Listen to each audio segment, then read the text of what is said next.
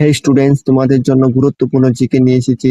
তোমরা যে লেটেস্ট পরীক্ষা দিবে ত্রিপুরার ফরেস্ট গার্ড 2026-এর এক্সামে, এই জিকে কোশ্চেন গুলো থেকে তোমাদের কমন কমন পড়বে।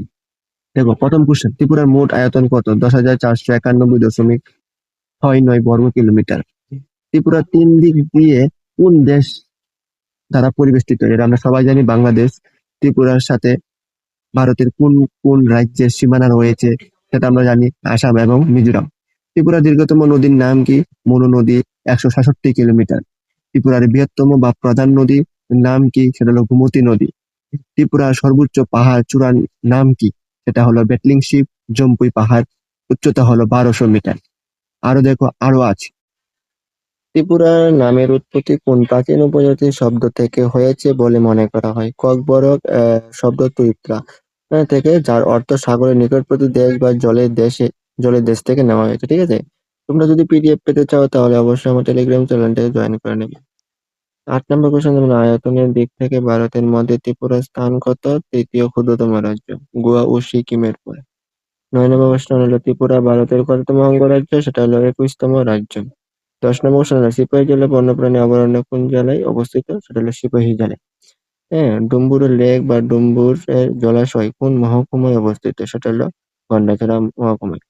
হ্যাঁ, ডুম্বুর লেক মোট কয়টি ছোট বড় দ্বীপ বা টিলা রয়েছে? সেটা হলো 48টি। উদয়পুরের বিখ্যাত ভুবনেশ্বরী মন্দির কে নির্মাণ করেছিল? সেটা হলো মহারাজ গোবিন্দ মাণিক্য। আরো আছে, আরো দেখ।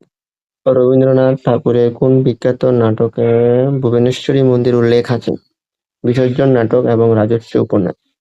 গড়িয়া পূজা ত্রিপুরার কোন বাংলা মাসে উদযাপিত হয়? বৈশাখ মাসে, এপ্রিলের মাঝামাঝি।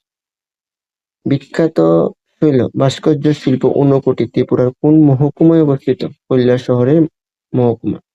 ছবিমুড়া দেবতামুড়া কোন নদীর তীরে অবস্থিত? সেটা হলো গোমতী নদীর অমরপুর মহকুমায়। ত্রিপুরার কোন স্থানকে কমলার রাজ্য বলা হয়?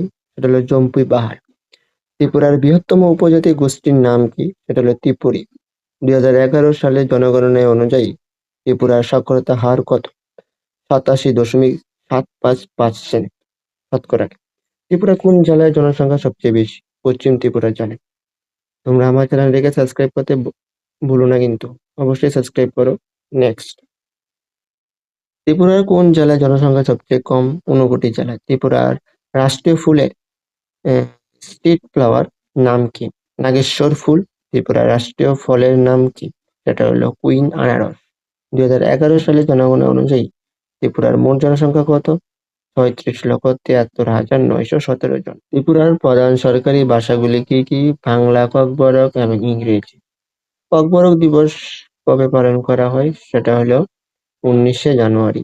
28 নম্বর কোশ্চেন, ত্রিপুরার নিজস্ব হাইকোর্ট কত সালে প্রতিষ্ঠিত হয়? 23শে মার্চ 2013 সালে।